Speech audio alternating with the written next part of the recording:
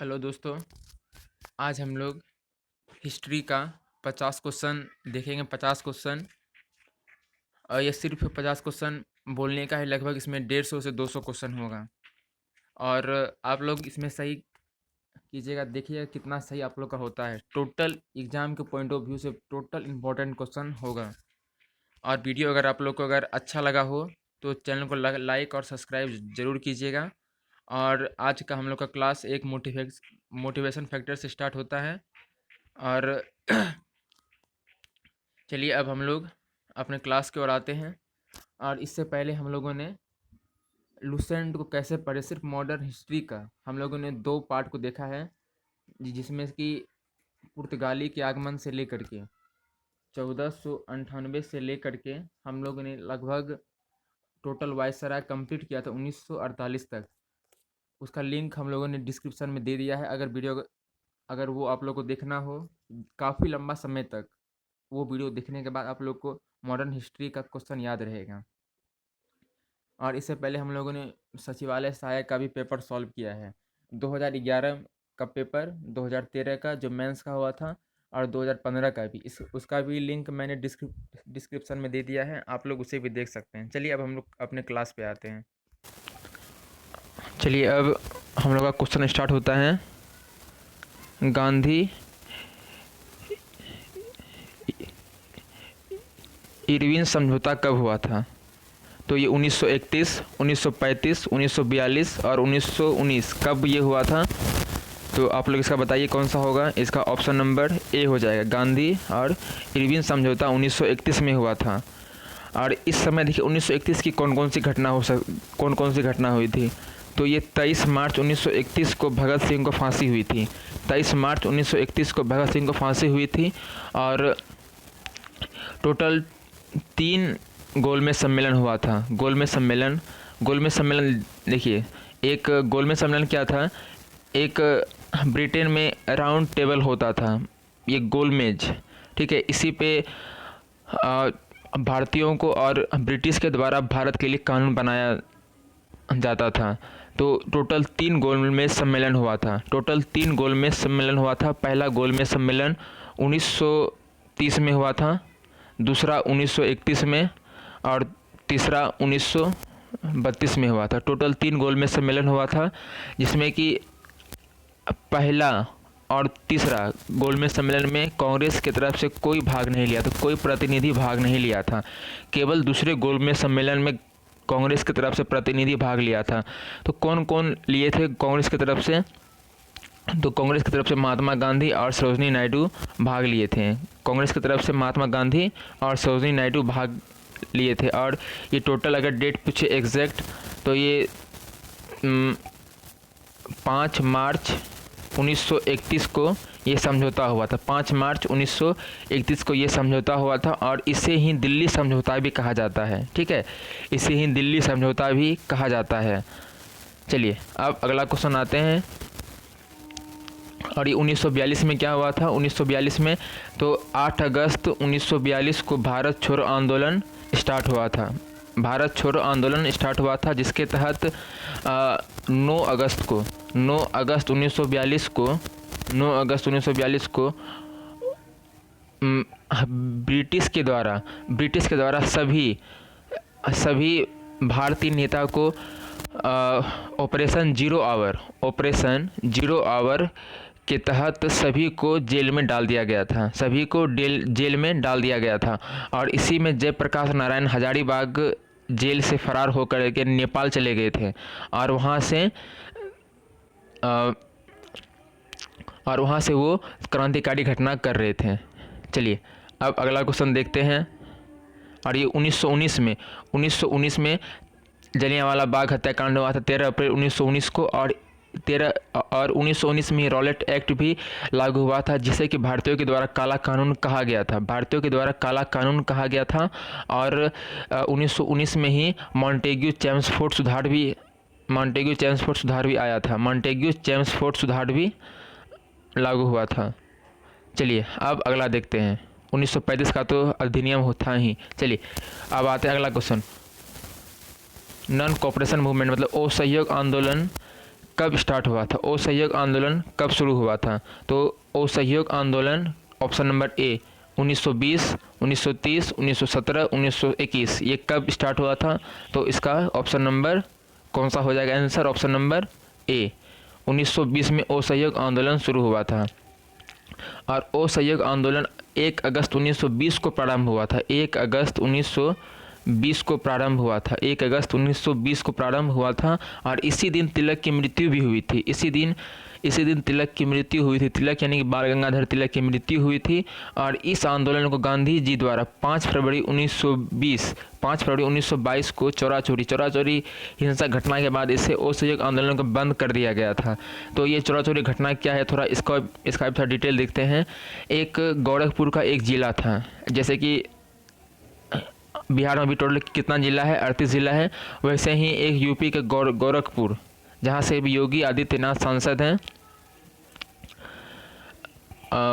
तो यहाँ एक गोरखपुर ज़िला था। और गोरखपुर ज़िला में ही एक थाना था। इसमें टोटल 23 पुलिस कर्मी थे। तो वहाँ के स्थानीय लोग इस थाना को जला दिए, जिसमें कि 23 के 23 पुलिस दरोगा जितना भी थे इसमें थाना के, सभी जल के मर गए।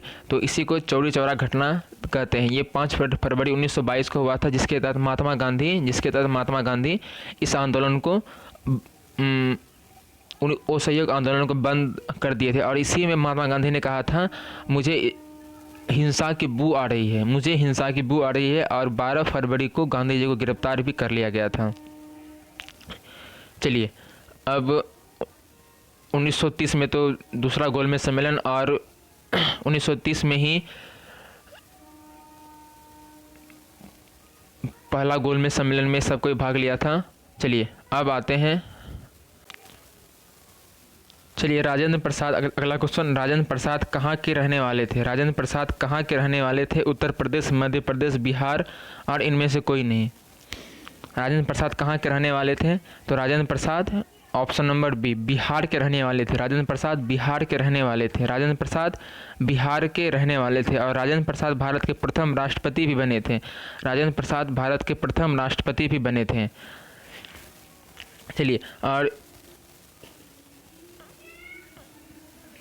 चलिए अगला क्वेश्चन,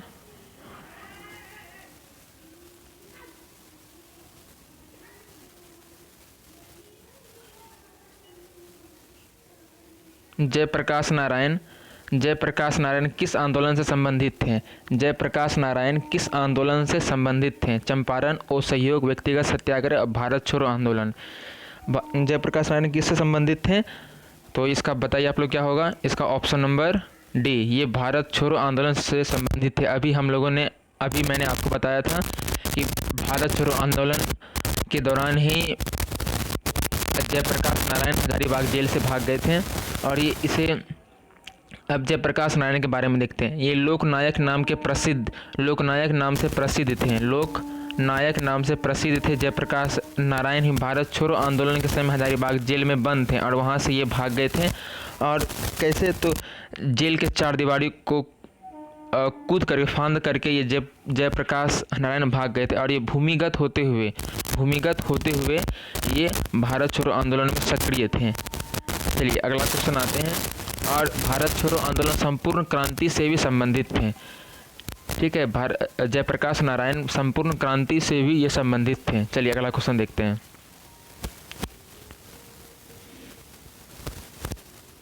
बिरसा मुंडा किसके पक्ष में थे? झारखंड, छत्तीसगढ़, उत्तरांचल, इनमें से कोई नहीं।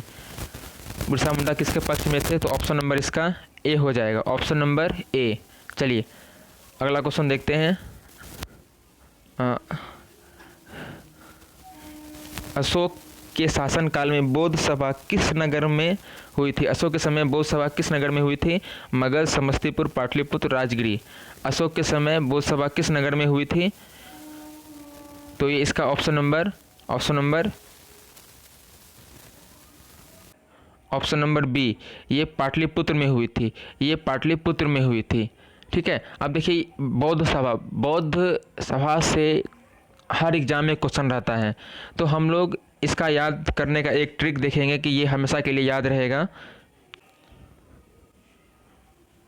आर भी पी के, ठीक है, ये स्थान है, ठीक। और दूसरा ए के के, ठीक है, ए के। और दूसरा ये हो गया आपका राजा, ये पहला स्थान, ये राजा। अब इधर देखते हैं अध्यक्ष कौन थे, तो MSMW, MSMW, ठीक है, इधर W। तो देखिए अब आर से क्या हो गया, राजगिरी, आर से राजगिरी, इसे आप लोग अगर चाहे तो नोट डाउन भी कर सकते हैं, राजगिरी। और ए से अजातशत्रु, और एम से महाकश्यप, भी से वैशाली, के से कालाशोक, और ए से सब्बाकामी, एस से सब्बाकामी, और एम से महाकश्यप, और पी से पाटलिपुत्र, और ए से अशोक, और एम से मोगलीपुत्तिस, और के से कुंडलवन जो कश्मीर में है, और इसका शासक इस समय कौन था, तो कनिष्क था। और डब्ल्यू से वसुमित्र, ठीक है। ये राजगिरी हो गया, वैशाली, पाटलिपुत्र और कनिष्क, सॉरी कुंडलवन, इसी तरह करके इसे याद रखेंगे। चलिए अब अगला क्वेश्चन आते हैं। शुंग वंश के बाद किस वंश ने भारत पर राज किया था, ठीक है। शुंग वंश के बाद भारत पर किस वंश ने राज किया था, सातवाहन, कुषाण, कण्व या गुप्त, किसने राज किया था। तो देखिए इसका एक याद करने का ट्रिक है, हसीन मोर, हसीन तो मोर होता है, उसके बाद कौन होता है, सुग्गा होता है, उसके बाद कौवा होता है, हसीन मोर सुग्गा कौवा।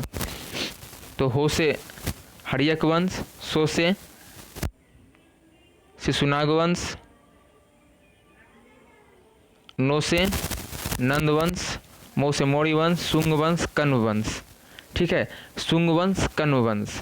चलिए तो इसमें देखिए शुंग के बाद कौन है, कण्व, शुंग के बाद कौन है, कण्व, तो 7 का ऑप्शन नंबर सी हो जाएगा। चलिए अगला क्वेश्चन,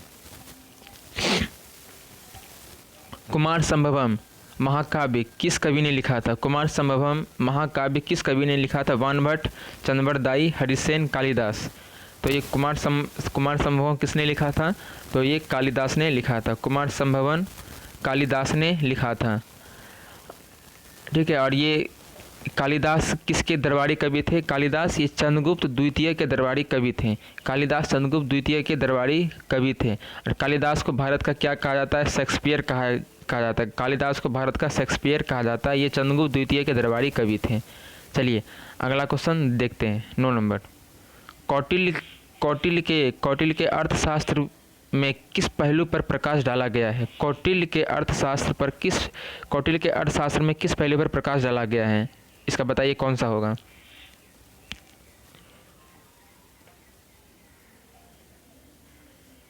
इसका हो जाएगा ऑप्शन नंबर बी, राजनीतिक नीतियां पर कौटिल्य के द्वारा प्रकाश डाला गया था। चलिए कौटिल्य का अन्य नाम क्या है, विष्णुगुप्त भी है और चाणक्य भी है, विष्णुगुप्त भी है और चाणक्य भी है।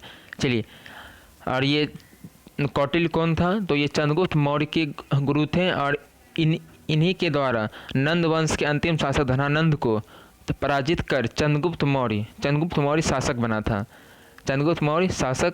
था। चलिए अगला क्वेश्चन 10, तैमूर के आक्रमण के बाद भारत में किस वंश का राज स्थापित हुआ था, तैमूर के आक्रमण के बाद भारत में किस वंश का राज स्थापित हुआ था, लोदी वंश, सैयद वंश, तुगलक वंश, खिलजी वंश। तो ये आपका सैयद वंश का स्थापना हुआ था। तैमूर के आक्रमण के वापसी के बाद खिज्र खां जो है 1414 में सैयद वंश की स्थापना किया था, खिज्र खां ने 1414 में सैयद वंश की स्थापना किया था। तो देखिए सल्तनत काल का जितना भी वंश है, जितना भी राजा है जो स्थापना किया था, ये सभी का मात्र 2 ट्रिक है, और ये ट्रिक अगर आप लोगों ने देख लिया तो हमेशा के लिए याद रहेगा। वो हम लोग जब 1-2 दिन में स्टार्ट करेंगे तो उसमें सारा ट्रिक रहेगा, एक बार देखने के बाद सारा याद हो जाएगा। चलिए अगला क्वेश्चन निम्नलिखित में से किस सुल्तान के दरबार में सबसे अधिक गुलाम थे? किस सुल्तान के दरबार में सबसे अधिक गुलाम थे? बलबन, अलाउद्दीन खिलजी, मोहम्मद बिन तुगलक और फिरोज तुगलक।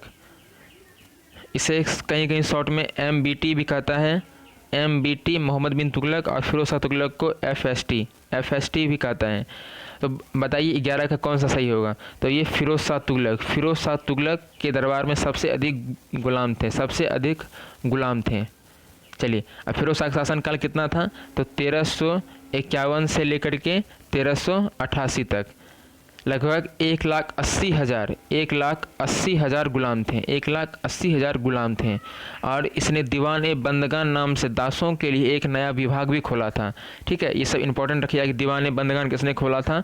तो फिरोज शाह तुगलक ने। इसके समय में कितने गुलाम थे? तो 1,80,000 के आसपास गुलाम थे।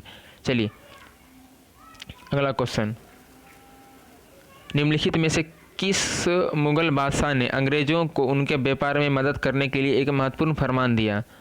ऑप्शन नंबर ए बहादुर शाह प्रथम, फर्रुख शेर शाह आलम द्वितीय, बहादुर शाह द्वितीय। बताइए इसका कौन सा होगा आंसर?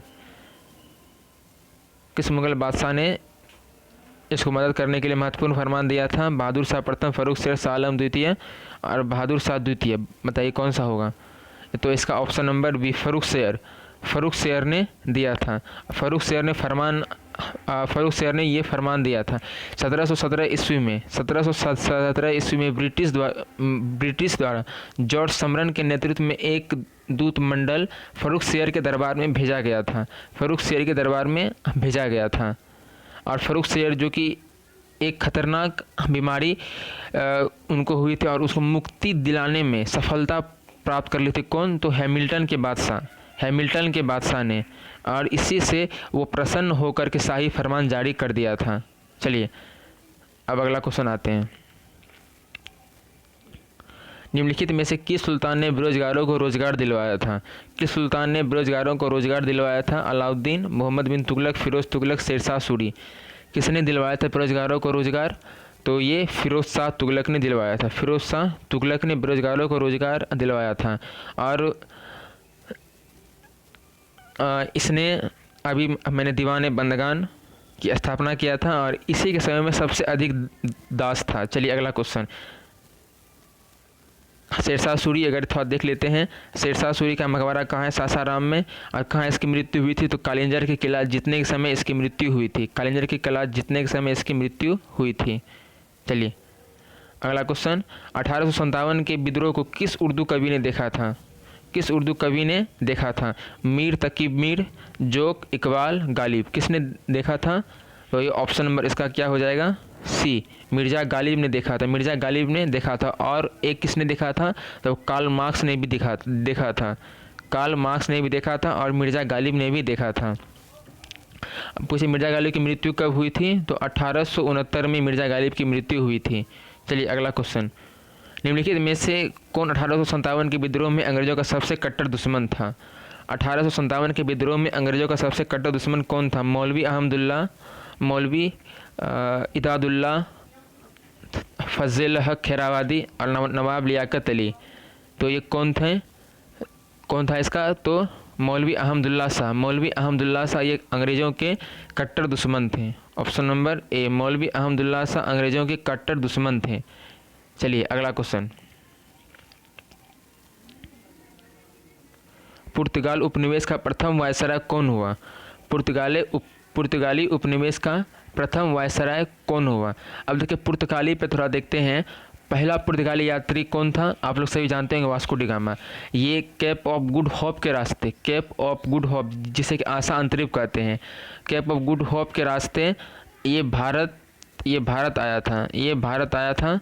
और उसके बाद ये 1502 में फिर ये वापस चला गया था। तो देखिए पुर्तगाली उपनिवेश का प्रथम वायसराय भारत में कौन था? तो ये Diaz, Vasco D gamma, Albuquerque और अल्मीडा। ये कौन था? तो ये ऑप्शन नंबर 16 का ये अल्मीडा हो जाएगा। अल्मीडा इन्हीं ने ही ब्लू वाटर पॉलिसी किया था। मतलब समुद्र में कोई भी अगर जहाज़ लेकर के जाएगा तो उसे कार्टेज लेना पड़ेगा। कार्टेज मतलब उसे परमिट लेना पड़ेगा समुद्र में घुसने के लिए। तो ये अल्मीडा ने ही इसे शुरू किया था। चलिए अगला क्वेश्चन देखते हैं।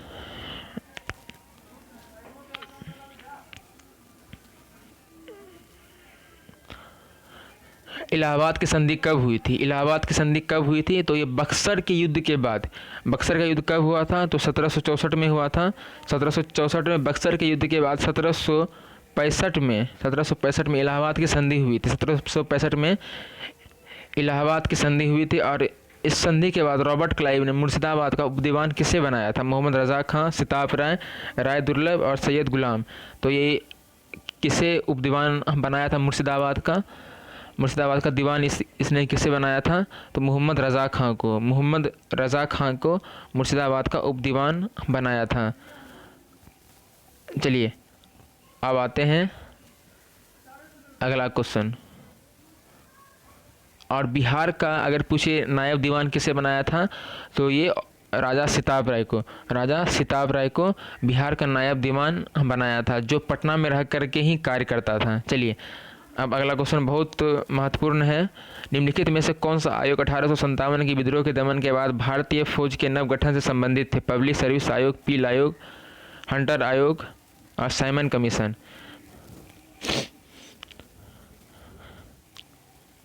तो ये कौन सा होगा? 1857 के विद्रोह के दमन के बाद तो कौन सा संगठन का कौन सा भारतीय फौज के नवगठन से संबंधित था? तो देखिए ये पील आयोग, ऑप्शन नंबर बी, पील आयोग था। तो साइमन हंटर आयोग तो 1919 के आसपास आया था। और ये साइमन कमीशन कब आया था? तो ये 1927 को बन गया था और 1928 को ये भारत आया था। तो ये इसका ऑप्शन नंबर बी हो जाएगा। चलिए अगला क्वेश्चन।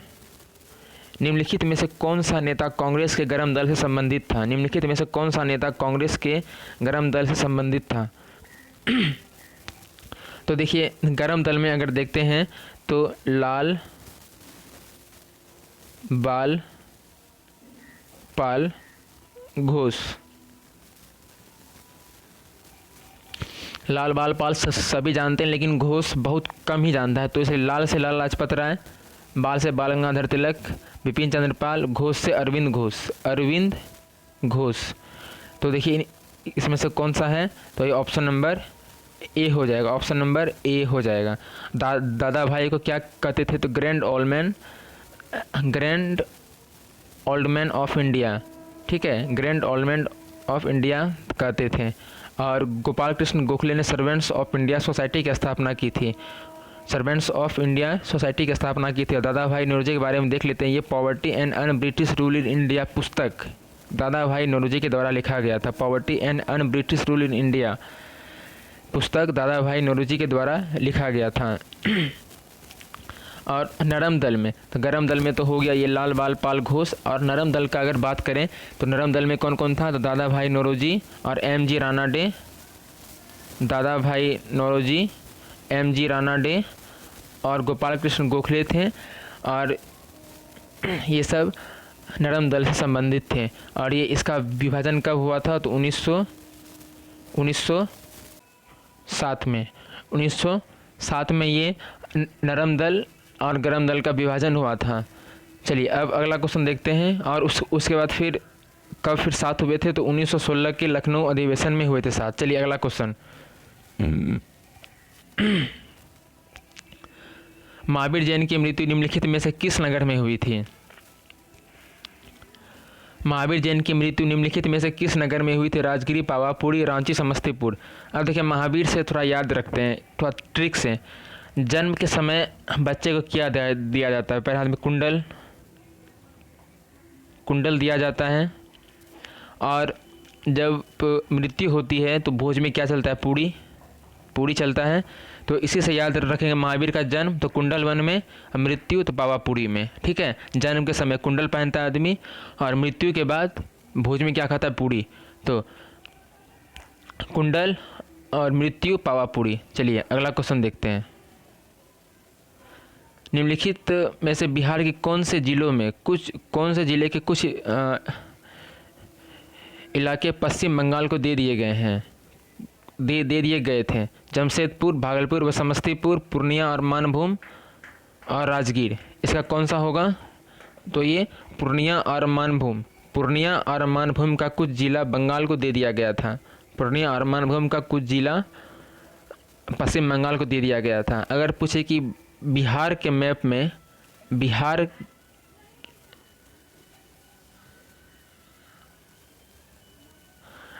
के मैप में पश्चिम बंगाल इधर है, पूरब की ओर है पश्चिम बंगाल और पश्चिम में यूपी है। ठीक है, पूरब में पश्चिम बंगाल है, पश्चिम में यूपी है और उत्तर में नेपाल है और दक्षिण में झारखंड है। ठीक है, चलिए अब अगला क्वेश्चन देखते हैं। क्वेश्चन नंबर 22, गौतम बुद्ध को एक देवता का स्थान किस राजा के युग में प्राप्त हुआ?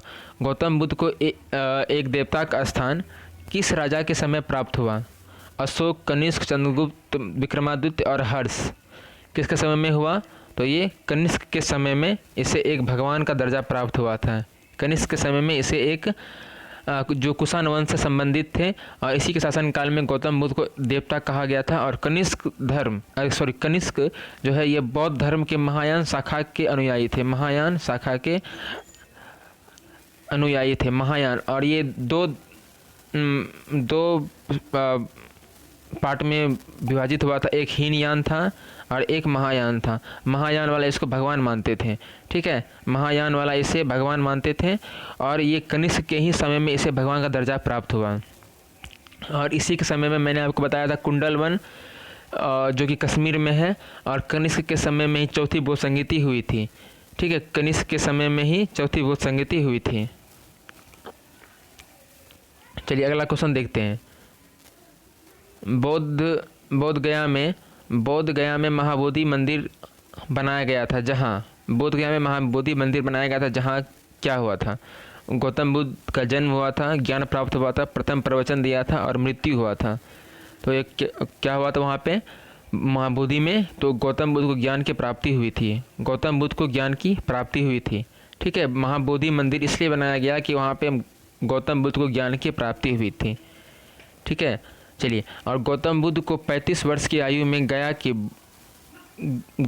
जो बिहार में है उसे गया के बोध गया नामक स्थान में पीपल वृक्ष के नीचे, याद रखिएगा, पीपल वृक्ष के नीचे इसे ज्ञान की प्राप्ति हुई थी।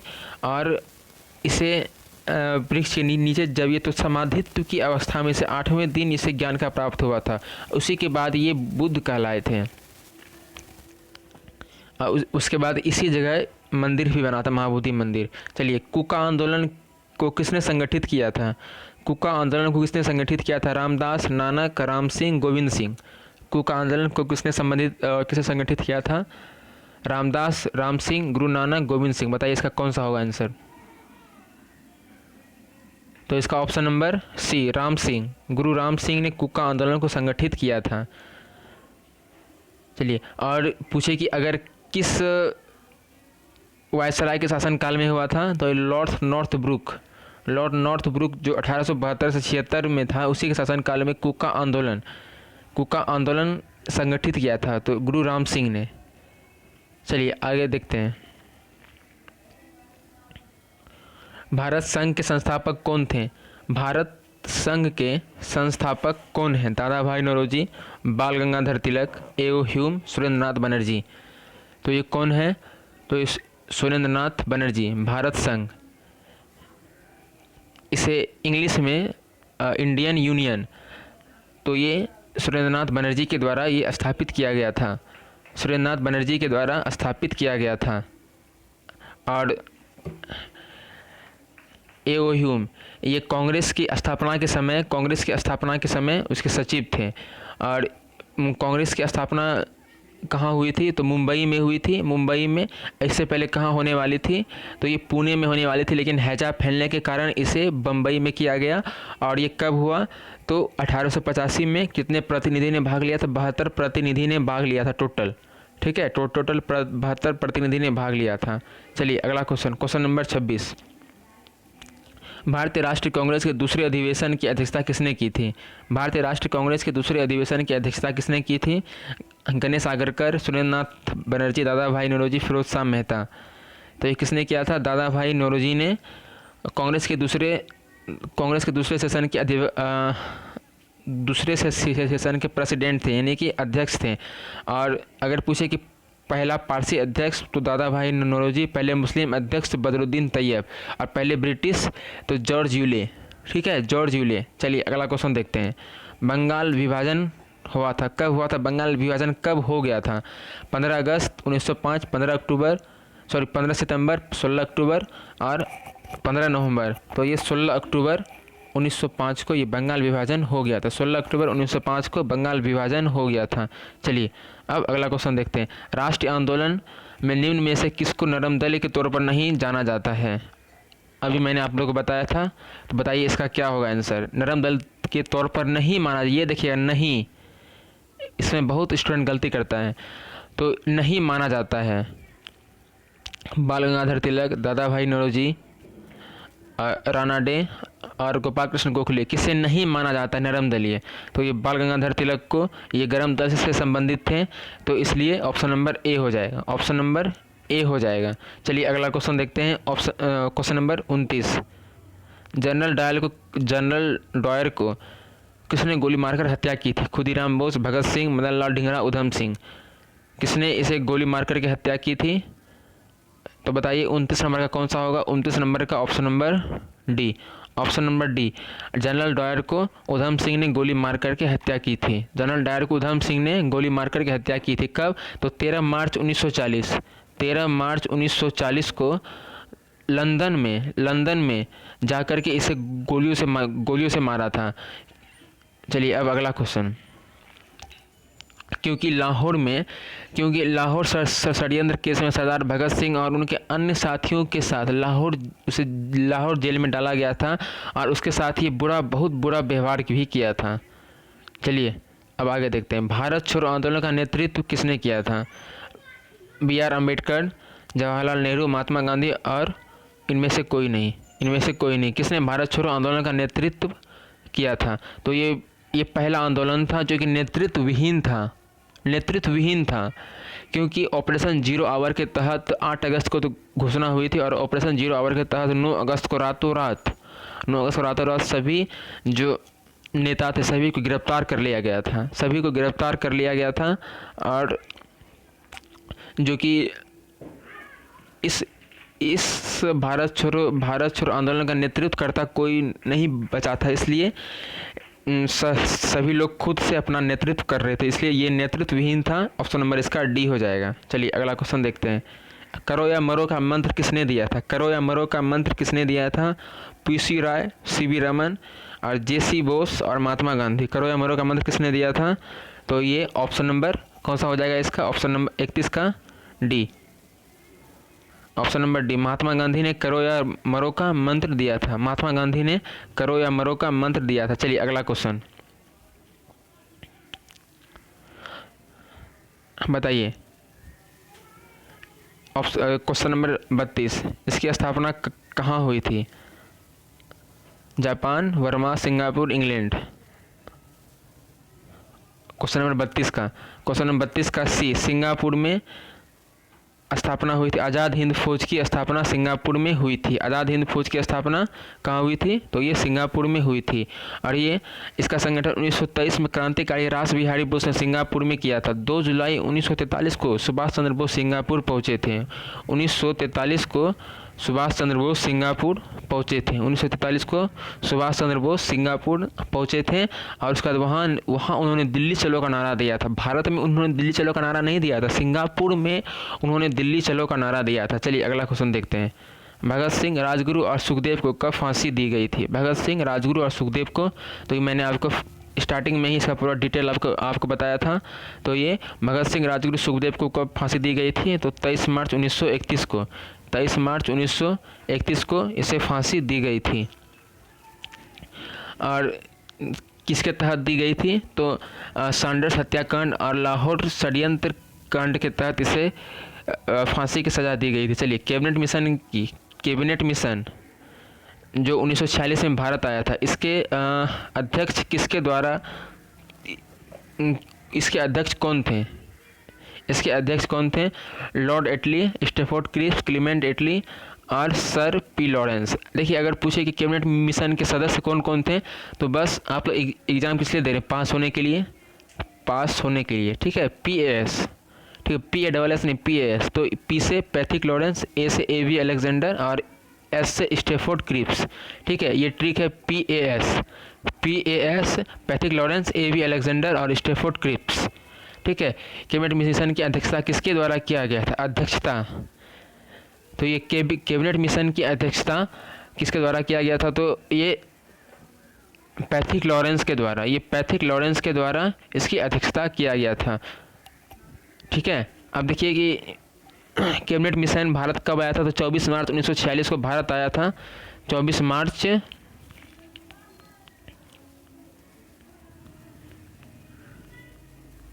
1946 को कैबिनेट मिशन भारत आया था और इसके अध्यक्ष भारत मंत्री लॉर्ड पैथिक लॉरेंस थे। जो भारत के मंत्री थे पैथिक लॉरेंस और अन्य 2 सदस्य स्टेफोर्ड क्रिप्स और AV अलेक्जेंडर थे। चलिए अगला क्वेश्चन, इनकलाब जिंदाबाद का नारा किसने दिया था? इनकलाब जिंदाबाद का नारा किसने दिया था? इकबाल, भगत सिंह, MK गांधी और SC बोस। किसने दिया था इनकलाब जिंदाबाद का नारा? तो इनकलाब जिंदाबाद का नारा ये आपका भगत सिंह ने दिया था इनकलाब जिंदाबाद का नारा। और मोहम्मद इकबाल ने, अगर इकबाल का बात है तो ये सारे जहां से अच्छा हिंदुस्तान हमारा, सारे जहां से अच्छा हिंदुस्तान हमारा, ये दिया था। और सुभाष चंद्र बोस ने दिल्ली चलो का नारा दिया था और तू मुझे खून दो मैं तुम्हें आज़ादी दूंगा। ठीक है, चलिए अब महात्मा गांधी ने कौन सा दिया था? तो भारत छोड़ो के समय महात्मा गांधी ने कौन सा नारा दिया था? करो या मरो का नारा दिया था, करो या मरो का। और पंडित जवाहरलाल नेहरू ने कौन सा नारा दिया था? पंडित नेहरू ने तो आराम हराम है का नारा दिया था। चलिए अगला क्वेश्चन देखते हैं, कुंवर सिंह ने 1857 के विद्रोह का नेतृत्व किस प्रांत से किया था? पंजाब, बंगाल, महाराष्ट्र, बिहार। तो ऑप्शन नंबर सी, ये बिहार से किया था। चलिए अगला क्वेश्चन, मुंडाओं ने विद्रोह खड़ा किया था। मुंडाओं ने विद्रोह कब खड़ा किया था? 1885, 1888, 1899 और 1895। ये कब किया था विद्रोह खड़ा? तो 1899 में इन्होंने किया था। चलिए अगला क्वेश्चन, 7 दिसंबर 1922 को श्री योगेंद्र शुक्ल कहाँ लाए गए थे? 7 दिसंबर 1942 को श्री योगेंद्र शुक्ल कहाँ लाए गए थे? रांची, मुंगेर, पटना, भागलपुर। कहाँ लाए गए थे? तो ये इसे पटना लाए गए थे, पटना। योगेंद्र शुक्ल को पटना लाए गए थे। चलिए अगला क्वेश्चन देखते हैं, निम्नलिखित में से किस अखबार का प्रकाशन पटना से होता था? निम्नलिखित में से किस अखबार का प्रकाशन पटना से होता था? Indian nation, Punjab Kesari, Prabhakar, Dawn. प्रकाशन पटना से किसका होता था? तो ये ऑप्शन नंबर ए हो जाएगा, ऑप्शन नंबर ए, इंडियन नेशन का प्रकाशन पटना से होता था। चलिए अगला क्वेश्चन, जगत नारायण को किस जेल में रखा गया था? जगत नारायण लाल को किस जेल में रखा गया था? Bankipur jail, Campbell jail, Bhagalpur jail, Hazaribagh jail. तो इसे किस जेल में रखा गया था? तो इसका ऑप्शन नंबर ए हो जाएगा, option number A, Bankipur jail में इसे रखा गया था। चलिए अगला क्वेश्चन देखते हैं, रामचंद्र शर्मा किस गांव से थे? रामचंद्र शर्मा किस गांव से थे? गोगड़ी, पेमा, इंद्रपुर, अमहरा। ये किस गांव से थे? तो अमहरा। चलिए अगला क्वेश्चन देखते हैं, श्री नरसिंह नारायण क्या थे? श्री नरसिंह नारायण क्या थे? समाजवादी, राष्ट्रवादी, अंतर्राष्ट्रवादी, साम्यवादी। श्री नरसिंह नारायण क्या थे? तो ये ऑप्शन नंबर ए हो जाएगा, समाजवादी थे। चलिए अगला क्वेश्चन, जयप्रकाश नारायण किस पार्टी से संबंधित थे? जयप्रकाश नारायण किस पार्टी से संबंधित थे? कांग्रेस, किसान सभा, समाजवादी और रायवादी। जयप्रकाश नारायण किस पार्टी से संबंधित थे? तो ये समाजवादी पार्टी से संबंधित थे। ठीक है, चलिए अगला क्वेश्चन, ईस्वी पूर्व 6ठी सदी में विश्व की प्रथम गणतंत्रात्मक व्यवस्था कहाँ थी? ईस्वी पूर्व 6ठी सदी में विश्व की प्रथम गणतंत्रात्मक व्यवस्था कहाँ थी? Vaishali, Sparta, Athens, Pataliputra. ये कहाँ थी? तो ये गणतंत्रात्मक व्यवस्था वैशाली।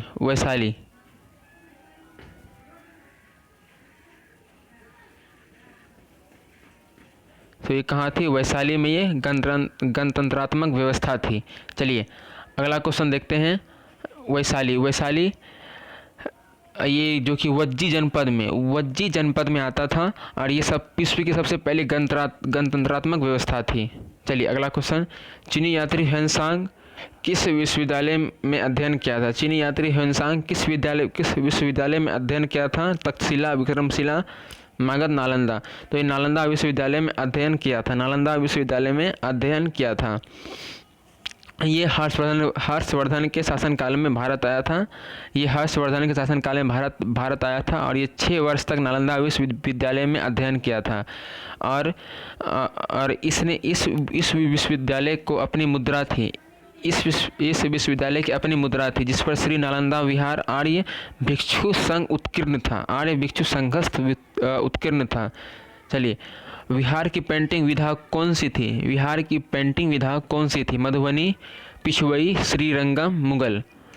तो कौन थी? तो बिहार की पेंटिंग विधा ये मधुबनी शैली की थी, ये मधुबनी शैली की थी। तो ऑप्शन नंबर इसका हो जाएगा ए, विधा ये मधुबनी शैली की थी। अगर पूछें कि पटना कलम, मंजूषा शैली और कौन सी है, तो सांझी कला शैली, थंका शैली, ये सब बिहार की ही है। चलिए अगला क्वेश्चन, भारतीय राष्ट्रीय कांग्रेस का 1937 के अधिवेशन बिहार के किस शहर में हुआ था? भारतीय राष्ट्रीय कांग्रेस का 1937 का अधिवेशन बिहार के किस शहर में हुआ था? हरिपुरा, फैजपुर, रांची, भागलपुर। ये किस शहर में हुआ था? तो ये फैजपुर में, ये फैजपुर बिहार में शायद नहीं है, ठीक है, इसे देख लेंगे। और इसकी अध्यक्षता को किसने किया था? तो पंडित नेहरू के द्वारा इसकी अध्यक्षता किया गया था। चलिए अगला क्वेश्चन, स्वतंत्रता पूर्व बिहार में निम्न में से एक वर्चस्वशाली जाति नहीं थी। स्वतंत्रता से पूर्व बिहार में एक निम्नलिखित में से कौन वर्चस्वशाली जाति नहीं थी? भूमिहार, राजपूत, कायस्थ, कुर्मी। कौन इनमें से नहीं था वर्चस्वशाली में? तो बताइए इसका कौन सा होगा? कुर्मी ये वर्चस्वशाली उस समय नहीं था, स्वतंत्रता से पहले। चलिए, बिहार में महात्मा गांधी के पूर्व सापेक्ष राष्ट्रीयता, राष्ट्र सक्रियता की अनुपस्थिति इसके अभाव में देखी गई। अनुपस्थिति किसके अभाव में देखी गई थी? बिहार में महात्मा गांधी से पूर्व सापेक्ष राष्ट्रीयता सक्रियता की अनुपस्थिति किसके अभाव में देखी गई थी? एकीकृत समुदाय, चरणपंथी समुदाय, रचनात्मक और वर्चस्वशाली मध्यम वर्ग। तो इसका कौन सा हो जाएगा? रचनात्मक क्षेत्र विभाजन। इस समय क्षेत्र विभाजन बहुत था। चलिए क्वेश्चन नंबर 50, स्वतंत्रता पूर्व बिहार में बड़े जमींदार की राजनीति शक्ति बचाने का माध्यम था। स्वतंत्रता पूर्व बिहार से मतलब स्वतंत्रता से पहले बिहार में बड़े जमींदारों की राजनीतिक शक्ति बचाने का माध्यम क्या था? तो इसका क्या हो जाएगा? ऑप्शन नंबर सी, आर्थिक स्थिति वो लोग का ठीक था, और वो सब सपोर्ट कर रहे थे, तो इसलिए उसकी ज़मींदारी बची हुई थी। चलिए अगला क्वेश्चन देख लेते हैं लास्ट। सन 1930 में कांग्रेस का सविनय अवज्ञा आंदोलन इतना सफल हुआ कि निम्नलिखित शहरों में एक में अंग्रेजी राज के चिन्ह कई महीनों तक गायब हो गया था। तो किस शहर में 1930 का जो पहला जो गोलमेज सम्मेलन हुआ था, उस समय सविनय अवज्ञा आंदोलन इतना सफल हुआ था कि इनमें से एक शहर से अंग्रेजी राज्य का चिन्ह महीनों तक गायब हो गया था। तो ये कौन सा होगा? तो पटना, बरही, साहिबगंज, मुजफ्फरपुर। तो कहाँ से महीनों तक गायब हो गया था? तो ये बरही से महीनों तक गायब हो गया था। अब बिहार प्रांतीय किसान सभा का गठन कब हुआ था? बिहार प्रांतीय किसान सभा का गठन कब हुआ था? फरवरी 1931, जनवरी 1933, मार्च 1929, अप्रैल 1932 में। तो बिहार प्रांतीय किसान सभा का गठन कब हुआ था? तो मार्च 1929 में। अगर पूछे अखिल भारतीय किसान सभा का स्थापना कब हुआ था? तो 1936 में हुआ था। किसने किया था? तो इसके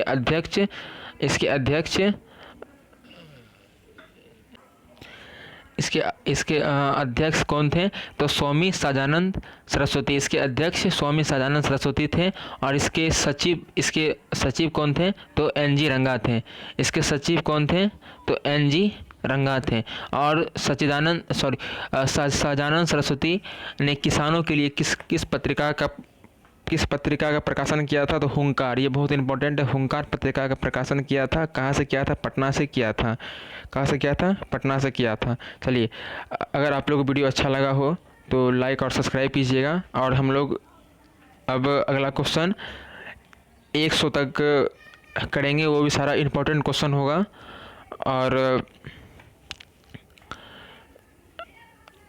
इस वीडियो को शेयर भी कीजिएगा अगर अच्छा लगा हो तो। चलिए, धन्यवाद।